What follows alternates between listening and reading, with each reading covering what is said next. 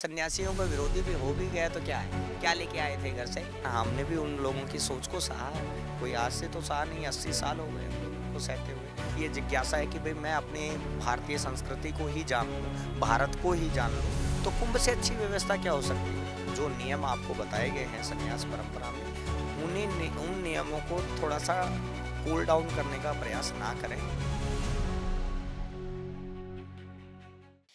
आज हम मौजूद हैं जूना अखाड़ा में और हमारे साथ है जूना अखाड़ा के सचिव श्री महंत मुकेश पुरी जी। इनसे जानेंगे कि कैसे जूना अखाड़ा का जो इतिहास है, क्या वो इतिहास है, कैसे जब विदेशी संस्कृति के लोग इस अखाड़े को या कई अखाड़ों को अपनाते हैं तो क्या सच में वो उस संस्कृति को सच से यानी हमारे सनातन को, हमारे धर्म को सच में अपना पाते हैं।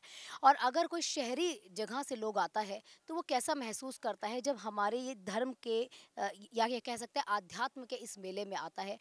महाराज जी, आपका बहुत बहुत स्वागत है हमारे चैनल में। सबसे पहला सवाल मेरा आपसे यही रहेगा कि जूना अखाड़ा का इतिहास पे अगर एक बार नज़र डालें। देखिए, जूना अखाड़े का इतिहास की अगर बात करें तो आज का इतिहास नहीं है। रजिस्ट्रेशन के अंदर आप देखेंगे तो सभी अखाड़ों में सबसे पहले रजिस्ट्रेशन हमारा जूना अखाड़े का माना गया है।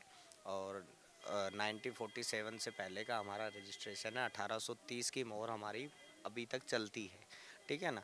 दूसरा, अखाड़े सभी एक दूसरे के पूरक ही हैं, क्योंकि जब शंकराचार्य जी ने दशनामी सन्यासियों को एकत्रित किया तो जिन जिन के जो आराध्य देव थे, जिसमें से मुख्य रूप से जैसे कपिल मुनि को मानने वाले, जो उनके आराध्य जो कपिल मुनि को मानने वाले थे, उन्होंने अपना अखाड़ा बनाया महानिर्वाणी अखाड़े के नाम से जो चलते हैं।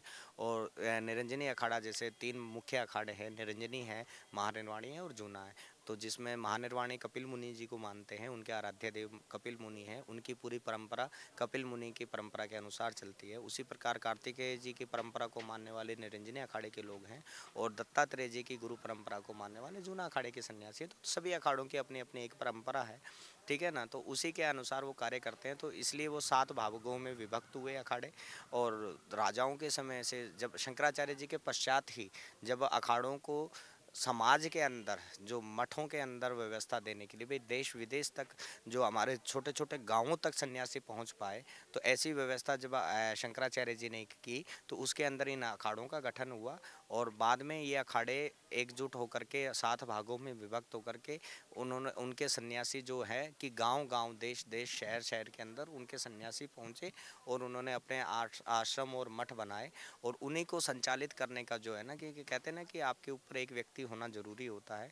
तो गुरु महाराज का आदेश लेकर के जो अखाड़े के जो अधिकारी होते हैं, वो आश्रमों की व्यवस्था करते हैं कि आश्रम ठीक ढंग से चल रहा है, क्या हो रहा है, आश्रमों में क्या हो रहा है, क्या वहाँ पे रहने वाला जो सन्यासी है वो गुरु परंपरा को मान पा रहा है कि नहीं पा रहा है। तो वो सारे बहुत सी क्रियाकलाप हैं जो अखाड़ों की तरफ से संचालित होते रहते हैं। अक्सर ऐसा देखा जाता है ना, क्योंकि मैंने शुरुआत में भी कहा कि जब भी शहर से लोग आते हैं, चलिए मैं भी जैसे शहर से आई हूँ, बाहर भी हमने देखा कि बहुत सारे लोग जब आते हैं ना तो वो अखाड़े के अंदर या मेले के अंदर इस तरह से एंटर होते हैं कि बस हम मेला देखने आए हैं। कई ऐसे लोग हमें मिले जिन्हें यही नहीं पता कि किस तरफ उन्हें जाना है या कैसे जाएं, किस साधु को नमन करें, या कैसे अपने जो जो जो शहरी सोच है वो यहाँ पर आकर क्या सच में बदल पाती है। देखिए, सोच बदलने के लिए आपको ओपन होना पड़ता है। ठीक है ना। और वो कहा गया है हमारे यहाँ पे, वेदों में एक चीज़ को कहा गया है कि आपको जो है कि ज्ञान दिया नहीं जाता, ज्ञान लिया जाता है। लेने में और देने में बड़ा फ़र्क है। आपको ये समझना ज़रूरी है कि ज्ञान, अगर आप वास्तविकता के अंदर जिज्ञासु हैं, आपके अंदर वास्तविकता के अंदर जिज्ञासा है किसी चीज़ को जानने की, तो आप मार्ग स्वयं ढूंढ लेंगे। लेकिन जो लोग सिर्फ देखने के लिए आ रहे हैं, समझने के लिए आ रहे हैं, उनको आप किसी भी चीज़ की कोई व्यवस्था नहीं दे सकते हैं। और हम लोग यहाँ पे कोई कंपनी नहीं चला रहे हैं, कोई कंपनी रन नहीं कर रहे हैं। जो नियम है अखाड़ों के, वो हमारे सन्यासियों के लिए नियम है। ठीक है ना। बाहरी व्यक्तियों के लिए कोई नियम नहीं है ना। यहाँ पे आप आ सकते हैं, वेलकम है सबका। आप आइए, मिलिए, बैठिए, आप अपने हिसाब से संतों से बातचीत कीजिए। और बातचीत करने का एक सबसे बढ़िया तरीका हमारे यहाँ संस्कृति में बताया गया है कि आप नमन करिए किसी को भी। किसी भी व्यक्ति से मिलते हैं हम, तो हमसे बड़ा है या छोटा हो, चाहे बराबर का हो, हम लोग सबसे पहले उसको नमस्कार करते हैं। नमस्कार करने के पश्चात में हम उसके पास में बैठते हैं, उसको समझने का प्रयास करते हैं, हम भूमिका बनाते हैं। तो ये चीज़ें हैं। तो आप, और अगर आप जिज्ञासु हैं, आपके पास में प्रश्न है, तो आप प्रश्न पूछ सकते हैं लोगों से। सन्यासी तो बैठे हैं ना, आपको जवाब देने के लिए बैठे हैं। आप जानने वाले तो बनिए। सब कुछ मिलेगा यहाँ पे, लेकिन आपको जानना ज़रूरी है, आपको लेना क्या है ये आपको देखना है। तो ऐसा नहीं है कि बस आप खड़े हुए और सवाल कर दिया, सवाल से पहले अगर आपको जो जवाब चाहिए तो कम से कम वो सवाल किसी से करिए तो सही। लेकिन फिर से वही मैं एक और सवाल पे आऊँगी, जब किन्नर अखाड़ा बना था तो सिर्फ़ जूना अखाड़ा ही था जिन्होंने उनका साथ दिया था। तो वो चीज़ें जब देखने को मिली, क्या उस समय पर इतना विरोध हुआ, वो विरोध अभी भी देखने को मिलता है? नहीं, ऐसा है ना, ऐसा कोई विशेष विरोध नहीं हुआ। जिन्होंने विरोध किया अपना निजी विरोध किया, अखाड़ों की तरफ से आधिकारिक विरोध कभी हुआ ही नहीं है। ठीक है ना, हम अखाड़े के विरोध को विरोध मानेंगे ना। किसी एक निजी व्यक्ति अगर कोई बात कह देता है, ठीक है ना, तो उसका विरोध विरोध नहीं माना जाता है, चाहे वो किसी भी पद पे हो। अगर आप मान लीजिए प्रधानमंत्री जी अपनी तरफ से कोई निजी अगर प्रतिक्रिया देते हैं तो वो उनकी निजी है, वो प्रधानमंत्री की तरफ से नहीं है ना। प्रधानमंत्री की निजी प्रतिक्रिया उनके द्वारा ऑफिशियली आएगी ना। तो उसी प्रकार है कि अखाड़ों ने तो कभी कभी इस चीज़ का विरोध किया नहीं है ना, निजी व्यक्तियों ने किया। उस विरोध को अगर आप देखेंगे तो आपको कोई देखने को मिलता ही नहीं है। किन्नर अखाड़ा हमारे साथ में प्रेम पूर्वक स्नान करता है और प्रेम पूर्वक हमारी परंपरा को मानता भी है और हमारे साथ में चल रहा है। इससे सुंदर बात क्या है। अक्सर ऐसा देखा जाता है ना, जितने और अखाड़े में नाम नहीं लेते लेकिन बहुत शुगर कोटेड बातें करते हैं, बहुत मीठी बातें करते हैं, लेकिन जूना अखाड़ा एकमात्र ऐसा अखाड़ा है कि अगर कोई बात करता है बहुत मुखर होकर करता है। अगर कोई मन में बात है और कोई चीज़ गलत है तो हमेशा उसको सामने से कह देता है। तो उस चीज़ का कभी कभी लगता नहीं है कि नहीं, सबके आगे ऐसा लगता है कि भाई हर्जाना ना भुगतना पड़े, अरे गलत हमने कह दिया है, और हमेशा ज़्यादा लोग हमारे विरोधी हो जाते हैं। हर्जाना किस बात का भुगतना है। विरोधी हो जाते कोई हमारे विरोधी हो भी गया, सन्यासियों का विरोधी भी हो भी गया तो क्या है, क्या लेके आए थे घर से। ठीक है ना, घर से निकले थे या सन्यासी जब बने थे, हमारे यहाँ तो जब सन्यासी बनाया जाता है बिल्कुल नंगा कर दिया जाता है, एक धागा तक नहीं रहता शरीर के ऊपर, एक हाथ में कटोरा रख दिया जाता है। ठीक है ना, बेटा मांगो खाओ हमें भी खिलाओ, गुरु का ये आदेश होता है। तो जब मांगना ही खाना है तो फिर उसमें सत्य कहने में कभी किसी को नहीं चूकना चाहिए। अब बहुत से, क्योंकि पूरा मेला हमने घूमा और आजकल सोशल मीडिया पे बहुत वायरल है कि विदेशी लोग हमारे यहाँ पर आते हैं और बहुत सारे से विदेशी बड़े बड़े लोग हैं जो कई अखाड़ों को ज्वाइन कर रहे हैं। और क्या ऐसा सच में लगता है कि जब ऐसे विदेशी जो लोग होते हैं हमारे जो सनातन को या हमारे धर्म को अपनाते हैं, क्या उस सोच के साथ, हमारी संस्कृति के साथ उसे आगे ले जा पाते हैं? देखिए, हर किसी व्यक्ति की सोच अपनी अपनी एक निजी सोच होती है। कोई ज़रूरी नहीं है कि बाहर रहने वाला व्यक्ति किसी चीज़ को अपना नहीं सकता है या भारत में रहने वाला व्यक्ति किसी चीज़ को अपनाने के लिए मजबूर है। सबकी सोच अपनी एक निजी होती है, सबका मत अपना एक निजी होता है। और हमारी संस्कृति को कोई अगर अपनाता है, सच्चे मन से अपनाता है और उसके अनुसार क्रियाकलाप करता है और यह करने की भी कोशिश भी करता है, तो ये हमारे लिए एक सुंदर बात है, कोई गलत बात नहीं है। लेकिन हाँ, ये ज़रूरी है कि भाई जो लोग जिससे जुड़ता है, कोई विदेशी अगर जुड़ता है या कोई भी किसी को आप संन्यास देते हैं तो अच्छे से देख परख करके दें, क्योंकि समय वो नहीं है। क्योंकि जिस तरह डर, वो कहते हैं ना कि हम खुद सावधान नहीं रहेंगे तो चीज़ें गलत होती चली जाती हैं। ठीक है ना, तो आपको सावधान रहना भी ज़रूरी है कि आप थोड़ा देखें समझें उसको बाकायदा अच्छे तरीके से। जो नियम आपको बताए गए हैं संन्यास परंपरा में, उन नियमों को थोड़ा सा कूल डाउन करने का प्रयास ना करें। उन्हीं कठिनाइयों के साथ में वो भी अगर फॉलो कर कर के अगर सन्यासी बनते हैं या संस्कृति को अपनाते हैं तो उसमें कोई बुराई बात नहीं। अच्छा, एक चीज़ और मैं यहाँ जानना चाहूँगी कि अक्सर देखने को मिलता है ना कि धर्म, आध्यात्म हमारे समाज की ग्रोथ नहीं करता। अरे ये तो आध्यात्म की ग्रोथ करता है, हमारे धर्म की ग्रोथ है, कि सामाजिक बदलाव क्या देखने को मिलते हैं उसमें? अरे क्यों नहीं देखने को मिलते हैं। आप एक बात बताइए, आप यहाँ कुंभ में आ रहे हैं, आप रिपोर्टिंग कर रहे हैं इतने दिनों से, आप ये देखिए कितने लोगों से आप यहाँ पे मिल चुके हैं भारतवर्ष में। क्या आपने कभी ये सोचा था कि कुंभ के अलावा आप इतने लोगों को कहीं एक जगह पे देख पाएंगे। ठीक है ना, ये कुंभ की ही तो विशेषता है ना कि आपको हर प्रकार का व्यक्ति, भारतवर्ष ही नहीं इतर बाहर के व्यक्ति भी आपको यहाँ पे देखने को मिल रहे हैं। अलग अलग मत के लोग, अलग अलग संस्था के लोग, अलग अलग धर्म को मानने वाले लोग, अलग अलग मत को मानने वाले लोग आपको एक जगह देखने को मिलते हैं।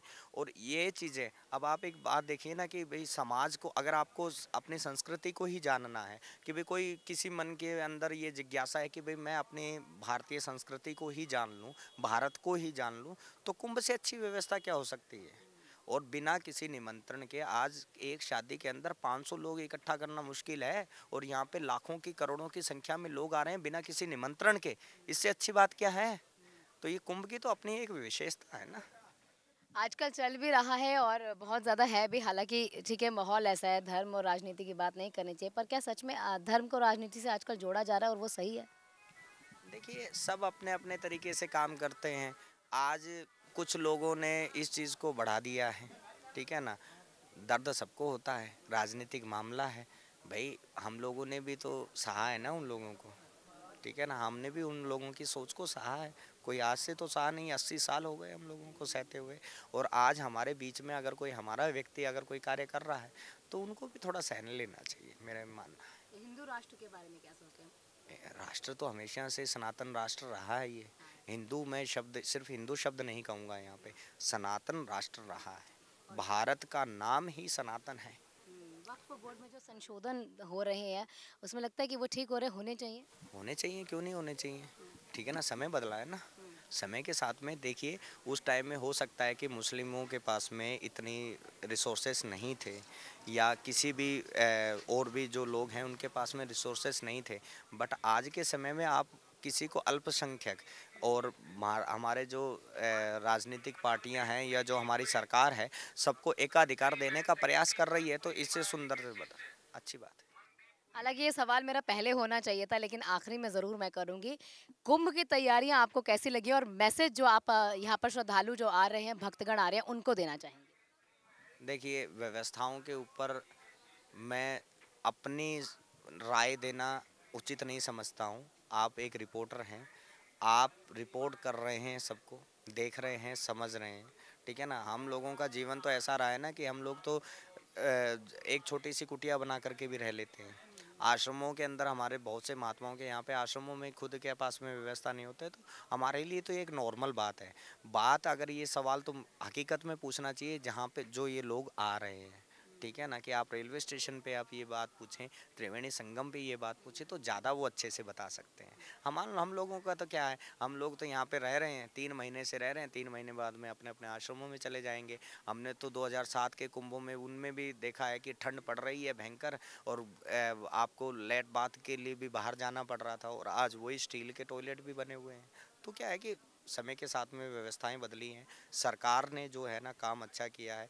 जहाँ पे हमारे को ऑफिसों के अंदर भागना दौड़ना पड़ता था, आज वहाँ वो अधिकारी हमसे आकर के हमारी समस्याएं पूछ रहे हैं, तो हमारे लिए अच्छी बात भी है ये, ठीक है ना? मतलब बहुत बहुत अगर देखा जाए पुराने कुंभ के मुकाबले, मतलब जितने भी कुंभ आज तक आपने देखे उसके मुकाबले व्यवस्थाएं, क्या सच में बदलाव आ रहा है? लोगों की सोच में वो बदलाव देखने को मिल रहा है? हाँ, कुछ व्यवस्थाएं आप समय के अनुसार भी बदली है, और कुछ व्यवस्थाओं को बदलने में सरकार का बहुत बड़ा योगदान है। स्पेशली जो मैनेजमेंट है, जो आप मूलभूत सुविधाओं का जो मैनेजमेंट है, कि हमें ऑफिसों के चक्कर जो काटने पड़ते थे, उस चक्करों के अंदर आज हम लोग नहीं हैं। तो ये बहुत अच्छी बात भी है हमारे लिए। और जो भक्तगण आ रहे हैं उनके लिए एक मैसेज? हाँ, उनके लिए मैसेज यही है। मैं हमेशा कहता हूँ, जब से कुंभ में आया हूँ, और मुझसे जब भी ये सवाल पूछा गया है, तो मैं ये हमेशा ये बात कहता हूँ कि अगर आप भारत को जानना चाहते हैं, तो आप कुंभ में ज़रूर आएँ। तो ये थे हमारे साथ सचिव श्री महंत मुकेश पुरी जी। इन्होंने तमाम अपनी जो विचारधारा है वो रखी है कि अगर आप भारत को जानना चाहते हैं तो एक बार कुंभ ज़रूर आइए, और महाकुंभ 45 दिन का है, 26 फरवरी तक है। एक बार आइए और हमारे धर्म को जानिए, और यहाँ पर जितने साधु संत हैं उनको जानिए। सिर्फ ये मत सोचिए कि शहर से आए हैं तो क्या हम यहाँ पर देखेंगे, हम सिर्फ मेला घूमने आए नहीं, ये हमारे आध्यात्म की बात है, हमारे धर्म की बात है, और यहीं आकर आपको ये तमाम चीज़ें देखने को मिलेंगी, समझने को मिलेंगी। कैमरा पर्सन अनंत के साथ मैं आहना पुंज, प्रयागराज।